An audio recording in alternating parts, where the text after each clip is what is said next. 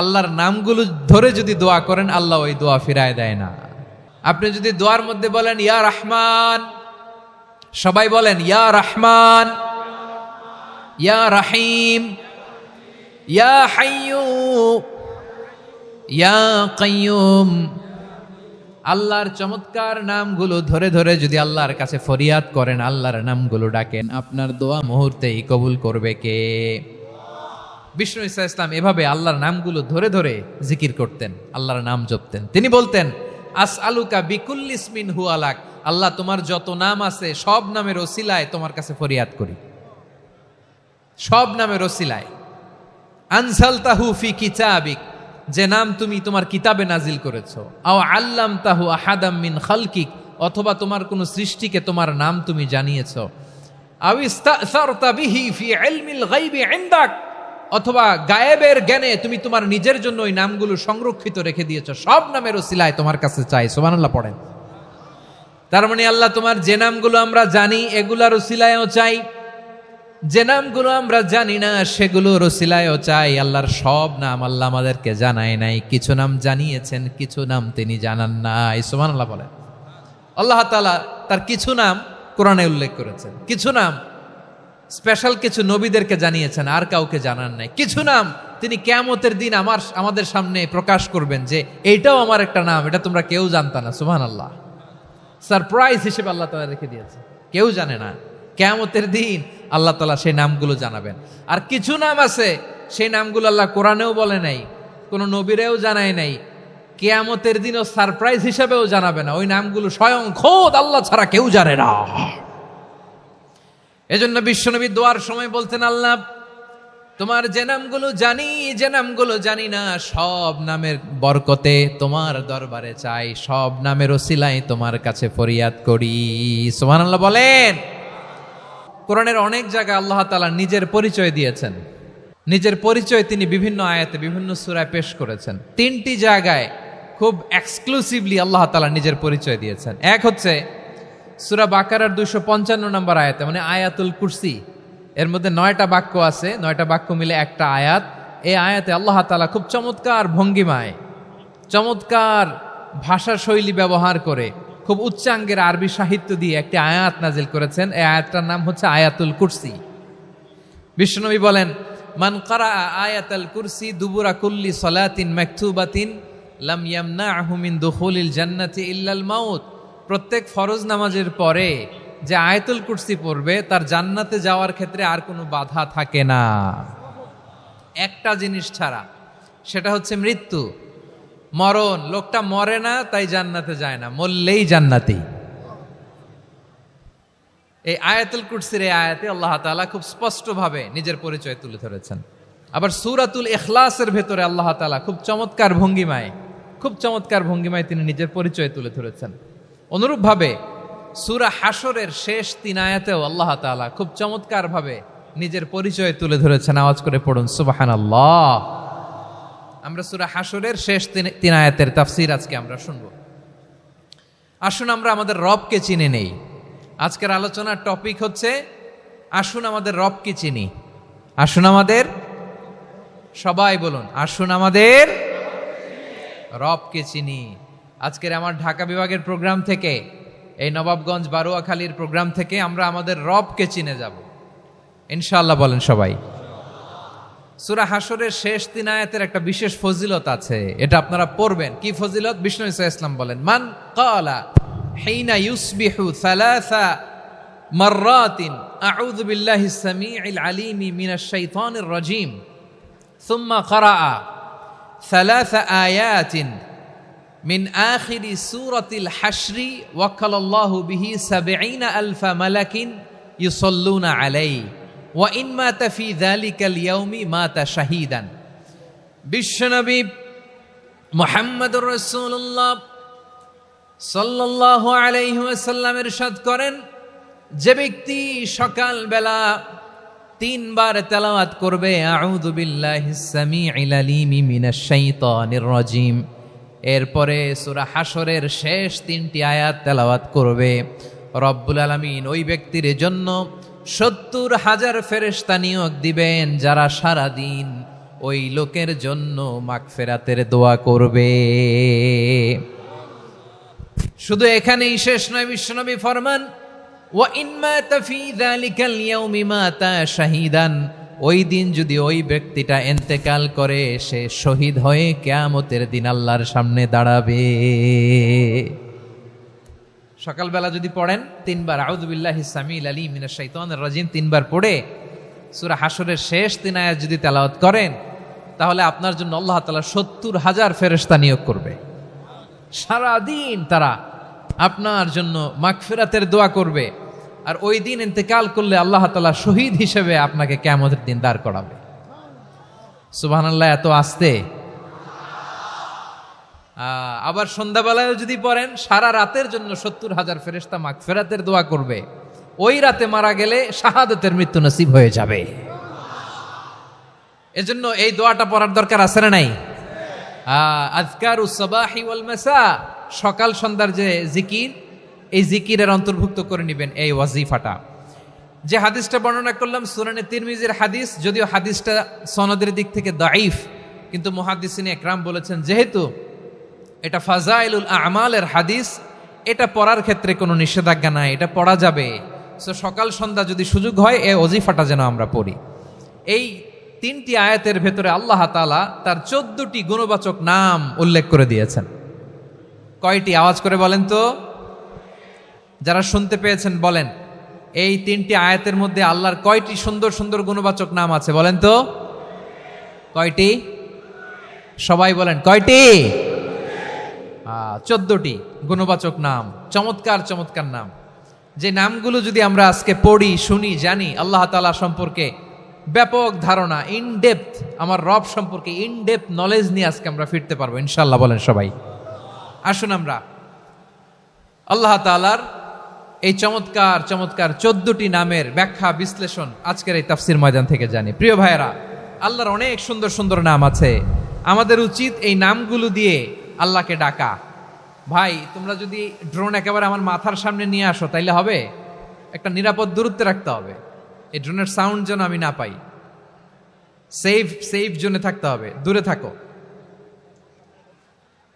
সম্মানিত ভাইয়েরা, আল্লাহ তাআলার চমৎকার চমৎকার অনেক নাম আছে যেগুলো আল্লাহ তাআলা কোরআনে উল্লেখ করেছেন। আল্লাহর আসল নাম হচ্ছে আল্লাহ। আসল নাম কি? সবাই বলুন, আসল নাম কি? আল্লাহ তাআলার আসল নাম হচ্ছে আল্লাহ। আওয়াজ করে আল্লাহর একটা ডাক দেন, বলেন আল্লাহ। মন থেকে, হৃদয়ের গহীন থেকে, হৃদয় নিংড়ানো মনের সবটুকুন ভালোবাসাকে উজাড় করে দিয়ে আল্লাহর নামটা জপেন তো, পড়েন তো আল্লাহ। কেমন লাগে? ভালো লাগে? এর চেয়ে সুন্দর মধুমাখা নাম, জাদুমাখা নাম আর আছে? দু একজন বলছে নাই। আওয়াজ করে বলেন, এর চেয়ে সুন্দর নাম আর আছে? আল্লাহ নাম যতই জপি ততই মধুর লাগে, নামে এত জাদু থাকে কে জানি তো আগে। আল্লাহ নাম যতই জপি, ও নাম জপে প্রিয়তম, ও নাম জপে মজনু সম, ওই নামে পাপিয়া গাহে হৃদয় গোলাপে বাগে। আল্লাহ নাম যতই জপি। আল্লাহু আকবার। এত মধুর নাম আর দ্বিতীয়টা নাই। যতই জপি ততই ভাল লাগে, ঠিক কিনা বলেন? এজন্য রব্বুল আলামিন বলেন, ওয়ালিল্লাহিল আসমাউল হুসনা ফাদউহু বিহা ওয়া যারুল্লাযীনা ইউলহিদুনা ফি আসমাই সায়ুজজাউনা মা কানু ইয়ামালুন।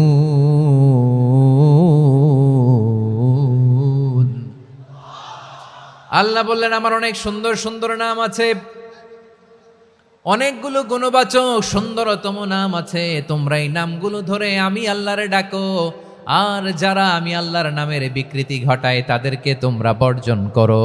আর তারা দুনিয়াতে যা করেছে আখিরাতের ফল তারা ঠিকই পাবে। সুবহানাল্লাহ বলেন। আল্লাহর অনেক সুন্দর সুন্দর নাম আছে, এগুলো ধরে ডাকতে বলা হয়েছে। আর যারা আল্লাহর নামের বিকৃতি করে তাদেরকে বর্জন করতে বলা হয়েছে। আপনি আল্লাহর নামের জিকির যখন করবেন, আপনি আমার আল্লাহর নামের বিকৃতি করতে পারবেন? বারোয়াখালীর ভাইয়েরা বুঝে থাকলে আওয়াজ দেন, আল্লাহর নামের বিকৃতি করা যাবে? আপনি যখন জিকির করবেন স্পষ্ট শব্দে আল্লাহর নামটা বোঝা যেতে হবে। সুবহানাল্লাহ, ওয়ালহামদুলিল্লাহ, লা ইলাহা ইল্লাল্লাহ, আল্লাহু আকবার একসাথে মিলিয়ে করেন, অথবা আলাদা আলাদা করেন, অথবা শুধু আল্লাহ আল্লাহ এই নামের জিকিরও যদি করেন স্পষ্ট বোঝা যাইতে হবে। আল্লাহর নামের বিকৃতি করা যাবে? কিন্তু আল্লাহর নামের বিকৃতি করে জিকির এদেশে আছে না নাই? আছে। দেখবেন জিকিরের মধ্যে হুই হুই হুই হুই হুই এরকম করতেছে, আছে না নাই? সবাই মিলে লাফাচ্ছে, দফাচ্ছে, মাথা ঝুলাচ্ছে, আর কি কি যেন বলে, ওইটার মধ্যে আমি আল্লাহর নাম খুঁজে পাই না, এরকম আছে না নাই? হ্যাঁ, হই হই করে কিম্ভূত কিমাকার অদ্ভুত আওয়াজ করে তারা জিকির করে, সেখানে আল্লাহর নাম নাই। এই জিকির আল্লাহর কাছে গ্রহণযোগ্য হবে? আল্লাহ বলেন ওয়াযারুল্লাযীনা ইউলহিদুনা ফি আসমাইহি, খবরদার আমার নামের যারা বিকৃতি ঘটায় তাদেরকে তোমরা বর্জন করো। এজন্য জিকির যখন করব সুস্পষ্টভাবে আল্লাহ তাআলার নাম সেখানে থাকতে হবে, ঠিক কিনা বলেন? আবার আল্লাহ বলেন যেমন মনে চায় তেমন জিকির তোমরা করো না। ফাযকুরুল্লাহা কামা আল্লামাকুম মা লাম তাকুনু তা'লামুন, তোমরা জানতে না, আল্লাহ তোমাদের জানিয়েছেন কেমন করে আল্লাহর নামের জিকির করতে হয়, যেমন আল্লাহ শিখিয়েছেন তেমন করে আল্লাহরে ডাকো, ঠিক কিনা বলেন? আল্লাহ তাআলা যেমন শিখিয়েছেন তেমন ভাবে আল্লাহ তাআলাকে ডাকতে হবে, ঠিক ওই পদ্ধতিতে আল্লাহ তাআলার নাম জপতে হবে। কোন পদ্ধতিতে সেটাও আল্লাহ বলে দিচ্ছেন। আল্লাহ তাআলা বললেন ওয়াযকুর রাব্বাকা ফি নাফসিকা তাদাররুআন ওয়া খীফাতান ওয়া দুনাল জাহরি মিনাল কওলি বিল গুদুওয়ি ওয়াল আসাল ওয়া লা তাকুম মিনাল গাফিলিন, খবরদার আল্লাহর নামের জিকির করো, আল্লাহকে ডাকো। ফি নাফসিকা মনে মনে, তাদাররুআন সবিনয়ে, খীফাতান ভীত বিহবল চিত্তে, দুনাল জাহারি মিনাল কওল অনুচ্চ স্বরে অনুচ্চ আওয়াজে। এভাবে আল্লাহর ডাকলে সেই ডাকা কবুল করে নিবে কে? তাহলে আল্লাহকে জপতে হবে মনে মনে, সবিনয়ে, ভীত বিহবল চিত্তে, অনুচ্চ স্বরে, এভাবে জিকির করতে হবে। বিশ্ব ইসলাম এবং বিশ্বনবীর সাহাবারা ঠিক এই পদ্ধতিতে আল্লাহ তাআলাকে ডাকতেন। তাহলে এই যে আল্লাহ তাআলার সুন্দর সুন্দর নামগুলো আছে, এগুলো ধরে আমরা আল্লাহ তাআলার জিকির করব, তার প্রশংসা করব, তার পবিত্রতা বর্ণনা করব, তাহলে খুশি হবেন কে? বিষ্ণু ঈসা ইসলাম বলেন আশ-শাইতানু জাসিম আলা কলবি ইবনে আদম, শয়তান বনি আদমের কলবের মধ্যে এরকম খামচি মেরে বসে থাকে। খামচি বোঝেন তো? শয়তান বনি আদমের হৃদয়ে কলবে খামচি মেরে বসে থাকে। ফাইদা যাকারাল্লাহ খানাসা, যখন মানুষ আল্লাহর জিকির করে শয়তান দৌড়ে পালায়। ওয়াইদা গাফালা ওয়াসওয়াসা, আর মানুষ যখন অমনোযোগী হয়, গাফিল হয়, শয়তান আবার টেম্পটেশন দেয়, আবার ধোঁকা দেয়, আবার ওয়াসওয়াসা দেয়। এজন্য বিশ্বনবী বলতেন লা ইয়াজালু লিসানুকা রাতবান মিন যিকরিল্লাহ, সব সময় প্রতি মুহূর্তে সর্বক্ষণে তোমার জিহ্বাটা আল্লাহর জিকির দিয়ে ভিজা রাখবা, আল্লাহর জিকির দিয়ে সিক্ত রাখবা, তাহলে কবুল করবে কে? সবাই পড়েন সুবহানাল্লাহ, আলহামদুলিল্লাহ, লা ইলাহা, সুবহানাল্লাহ, আলহামদুলিল্লাহ, লা ইলাহা ইল্লাল্লাহ, লা ইলাহা ইল্লাল্লাহু মুহাম্মাদুর রাসূলুল্লাহ সাল্লাল্লাহু আলাইহি ওয়াসাল্লাম। প্রিয় ভাইরা, আল্লাহ তাআলার অনেকগুলো নাম আছে। আল্লাহ তাআলার এই নামগুলো ধরে তার নাম আমাদের ডাকতে হবে, জপতে হবে। বিষ্ণু ইসলাম বলেন ইন্না লিল্লাহি তিসআতান ওয়া তিসঈনা ইসমান মিআতান ইল্লা ওয়াহিদা, আল্লাহর রয়েছে 99টা নাম, এক কম 100। এক কম, আমরা বাংলায় বলি না যে এক কম 100, মানে আসলে কয়টা? 99টা। বিশ্বনবী বলেন আল্লাহর 99টা নাম আছে, মিআতান ইল্লা ওয়াহিদা, এক কম 100। মান আহসাহা দাখালাল জান্নাহ, যে ব্যক্তি 99 নাম মুখস্থ করে তার সিনার ভেতরে রাখবে, আল্লাহ তাআলা তাকে জান্নাত দিয়ে ধন্য করে দেবে। এবার বলেন আল্লাহর নামগুলো জানার দরকার আছে না নাই? এই নামগুলো আমরা জব্য মুখস্থ করব। এই নামগুলো আগে আয়ত্ত করতে হবে। এই নামের যে অর্থ সেটা অনুধাবন করতে হবে। এই নামের যে দাবি সেটা মানতে হবে। সিবগাতাল্লাহ ওয়া মান আহসানু মিনাল্লাহি সিবগা ওয়া নাহনু লাহু আবিদুন। আল্লাহর রঙে রঙিন হইতে হবে। আমার আল্লাহ দয়ালু, আমরাও দয়ালু হতে হবে। আমার আল্লাহ সহনশীল, আমরাও সহনশীলতার চর্চা করতে হবে। আমার আল্লাহ মেহেরবান, আমরাও মেহেরবান হতে হবে। বিষ্ণু ঈসা ইসলাম আল্লাহর এই চমৎকার সুন্দরতম নামগুলো ধরে ধরে আল্লাহর কাছে চাইতেন। আসুন আমরা শুরু করে দিই। আল্লাহ তাআলা বলছেন, হুয়াল্লাহুল্লাযী লা ইলাহা ইল্লা হুয়া আলিমুল গায়বি ওয়াশ শাহাদাতি হুয়ার রহমানুর রহিম। আল্লাহ বলেন হুয়াল্লাহ, তিনি হলেন আল্লাহ। আল্লাযী লা ইলাহা ইল্লাহু, তিনি ছাড়া কোনো ইলাহ নাই। আছে নাকি? বারোয়াখালীবাসী আওয়াজ করে বলেন তো দেখি আমাদের ইলাহ কয়জন? আরো জোরে বলেন। একজন হইলে ভালো না বেশি হইলে ভালো? ওয়া ইলাহুকুম ইলাহু ওয়াহিদুন লা ইলাহা ইল্লা হুয়ার রহমানুর রহিম। আল্লাহ বলেন তোমাদের ইলাহ হলো একজন, তিনি ছাড়া কোনো ইলাহ নেই, তিনি দয়াময়, তিনি মেহেরবান। ইলাহ যদি একজন না হয়ে দুইজন হতো, ঝামেলা আছে না নাই? লাউ কানা ফীহিমা আলিহাতুন ইল্লাল্লাহু লাফাসাদাতা। আকাশ এবং জমিনের মধ্যে ইলাহ একজন না হয়ে যদি মাত্র দুইজন হতো, আকাশ জমিন ভেঙে খান খান হয়ে যেত। ঠিক কিনা বলেন? দুইজন ইলাহ হইলে খান খান হয়ে যেত। আমাদের রব একজন হইলে ভালো না বেশি হইলে ভালো? কথা বুঝতেছেন? আরে একজনের তো মন জোগায় চলতে পারি না, ঠিক কিনা? হ্যাঁ, একজন, তিনি যে আদেশগুলো দিয়েছেন আমাদের দুর্বলতার কারণে আমরা তো পারি না। যদি 10 জন হইতো, ওই 10 জনের হ্যাপি করতে পারতাম, তাদেরকে স্যাটিসফাই করা যেত এত সহজে। 10 জনের 10 নিয়ম থাকতো। একজন বলতো আমার সেজদা দিবি সকালে, আরেকজন বলবে আমার জন্য নামাজ পড়বি 3 বার, আরেকজন বলবে আমার জন্য যাকাত দিবি এতবার, আরেকজন বলতো আমার জন্য কুরবানি দিবা এতবার। তাহলে আমাদের জন্য কঠিন হয়ে যেত, ঠিক কিনা? যদি ইলাহ একজন না হয়ে একাধিক হতো, একজন বলতো না আমি মহাবিশ্ব এভাবে চালাবো, আরেকজন বলতো না আমার মন চায় এভাবে, আমি এভাবে চালাবো, একজন বলতো সূর্য আমি পূর্ব দিকে উঠাবো, আরেকজন বলতো না আমি দক্ষিণ দিকে উঠাবো, আরেকজন বলবে না আমি উত্তর দিকে উঠাবো। এরকম আছে না নাই? ঝামেলা লেগে যেত। এজন্য বেশি রব হইলে আমাদের জন্য ঝামেলা, খোদা বেশি হইলে আমাদের লস। একজন হওয়াতে আমরা বেঁচে গেছি। বারোয়াখালীবাসী আওয়াজ করে না, কথা বলে না। রব খোদা একজন হওয়াতে আমাদের সুবিধা হয়েছে না? এজন্য আল্লাহ বলেন লা ইলাহা ইল্লাহু, তিনি ছাড়া তোমাদের কোনো ইলাহ নাই, তিনি একজন। লা ইলাহা ইল্লাহু আলিমুল গায়বি ওয়াশ শাহাদা, তিনি প্রকাশ্যেরও মালিক অপ্রকাশ্যেরও মালিক। তিনি যেটা ওপেন এটাও জানেন, যেটা গোপন সিক্রেট ওইটাও জানেন। আলিমুল গায়বি ওয়াশ শাহাদা, তিনি গায়েবের মালিক, গায়েবের জ্ঞানী, যেটা দেখা যায় না, অদৃশ্য, জানা নাই, এটাও তিনি জানেন।